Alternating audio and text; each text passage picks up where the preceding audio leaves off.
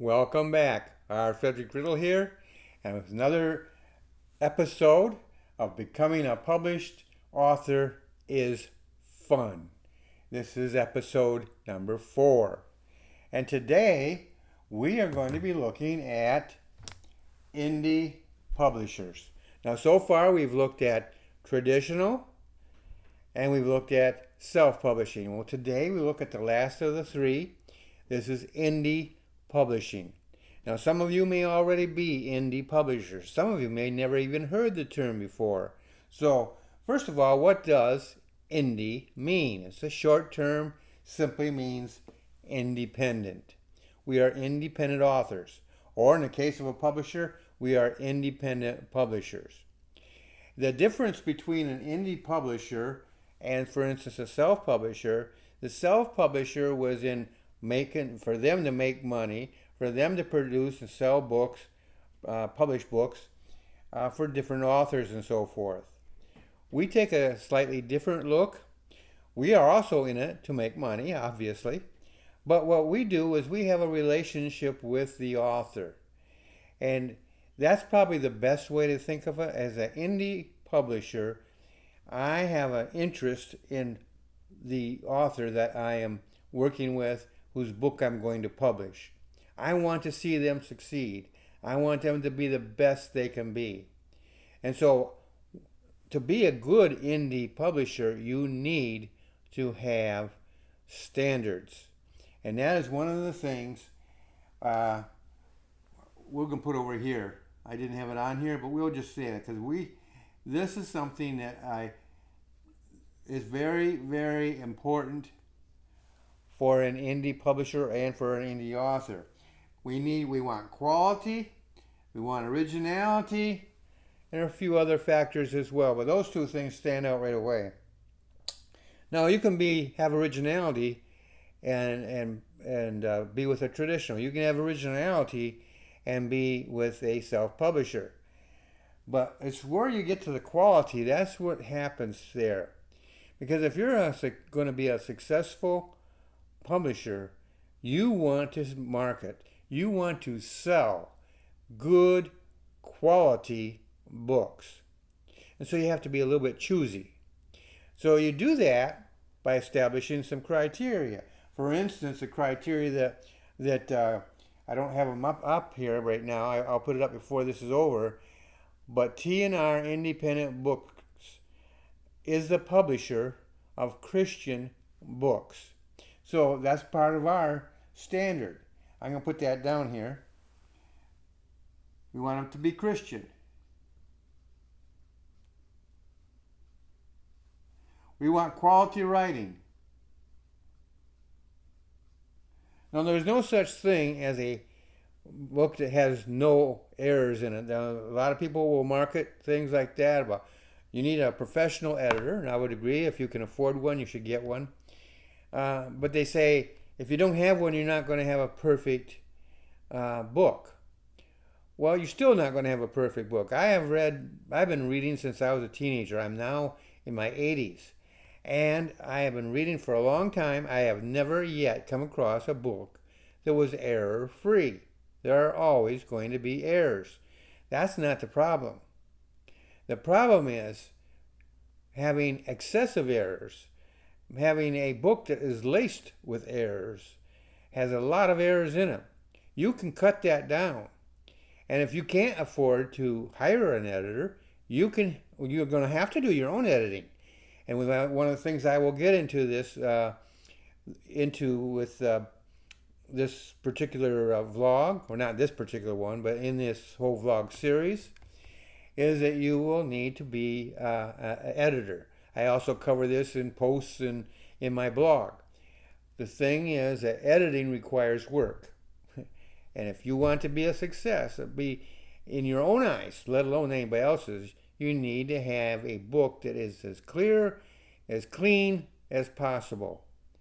And that requires work, a lot of work. And so if you're going to be a self-editor, you have to learn how to do editing.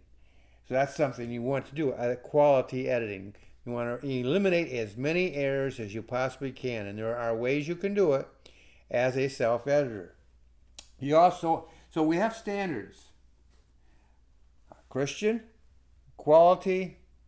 You want your book cover to be quality. Right on down the line, there's going to be standards. When you're dealing as an independent author and you're dealing with an independent publisher, this becomes an all-important issue, quality. Traditionalists may claim they are after quality, and I'm not going to argue one way or another on that because they don't look at you and me. We are small potatoes to them. We're not known. Now, if you become so well known that your name is a household word, then the traditionals will look at you. And you still have to have an agent, but that's their criteria. The self-publishers, you pay up front, you're in. Here you still pay up front, but now you have to meet certain standards. And so that's an important factor in that. It's one of the things that differentiates an indie publisher from a self-publisher. Now here, in royalties, we still have the 35% to 60% breakdown. And again, it's 35% to 60% of the net, okay? Now, again, the difference is 35% if you distribute it one way, 60% if you distribute it another way. It's very similar. And one of the reasons for this is a lot of your self-publishers also allow people such as myself, as a self-author, so as an indie author rather, as an indie author, to go on their platform to publish the book. They have that in their features. So they're quite often self-publishing on one side of their house, and the other side they have indie, but they use the same printing process and the whole thing. So this is very similar. The difference we'll cut to the difference in a minute. But again, I want to talk to you about control. We still say control is a major factor. So what kind of control do you have? Okay, who puts in the most time? We already established that. You do. You invested a lot of time and energy in this book that you wrote. Who put in all the work? You did. Okay, now we get to the real question. Who makes the money? You or the publisher? Well, this is a little bit different because the indie publisher may not be you. The indie publisher may be, for instance, us, T&R Independent Books. So, does the publisher make the most money or do you? Well, I'm going to say that it's still you as opposed to the other. Why? Well, I'm going to have to erase some things here so I can explain that to you.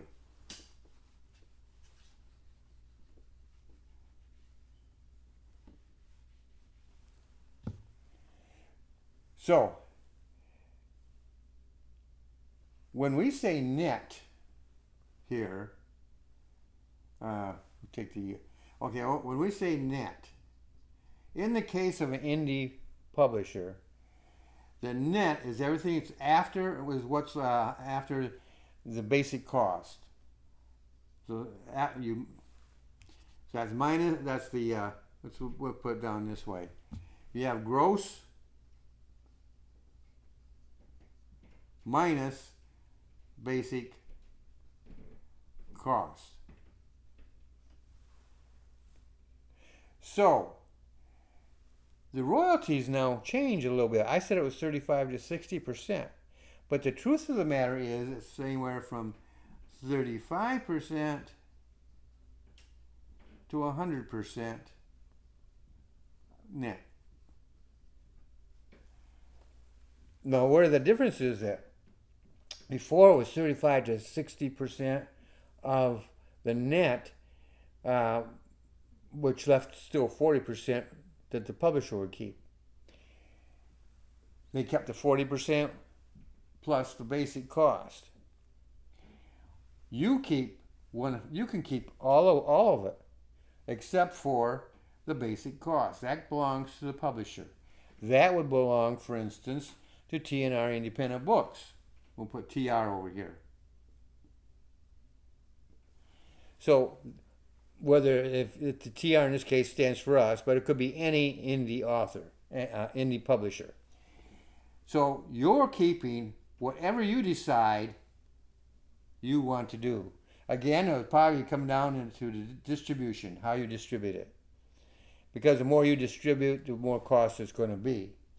So basically, one could say this, and I think I would still be correct if I said it this way. And it might make more sense to you. As you increase your distribution,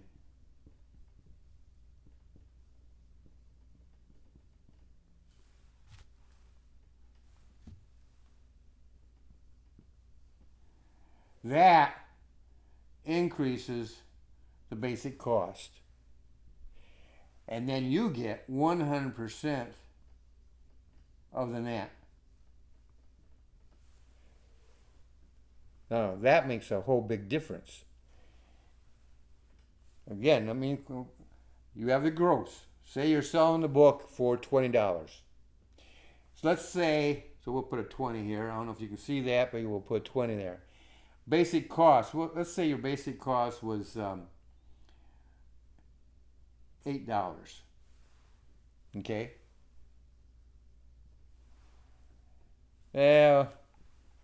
So I think to be more obvious, let's make it $12. That might be more. If you're selling it for 20, it might very well be 12. So that leaves you with $8. That still isn't right. We'll go back to 8 because it's not going to be that big. So that's going to leave you with $12. So your net then is $12. Yeah, okay, that's going to work out much better. So your gross is 20. You're going to take $8 out of that for the basic cost, which leaves you with $12, all profit. That's your net profit. You get to keep 100% of that. If you're a Christian, you're going to be tithing on it. You're also, if you're going to be an honest person, you're going to pay taxes on it. So that's going to narrow that down. But the thing is, your profit on that is $12. Now you could say, okay, I'm not going to sell it for 20. I'm going to sell it for 24. Well, I just upgraded that to 16. So you see how that goes? Your basic cost stays the same. But you raise your price, also raises your profit. The net profit, which is yours. So who's in control? You are. And every part of the process, from quality to originality to royalties to time, work, and profit. In every case, you are in control. And so I just want you to know, of all the ways that we've looked at, this is the way to go. First of all, you want to be an indie author. Simply means you're independent. Secondly, you want to get yourself an indie publisher. If you don't want to use us, then that's fine. You don't have to use us. That is not what this video is about. But I am going to let you know who we are. And we are T&R Independent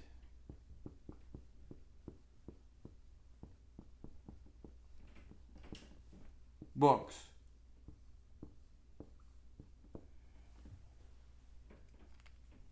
And I've got that information on this video. It's in the description.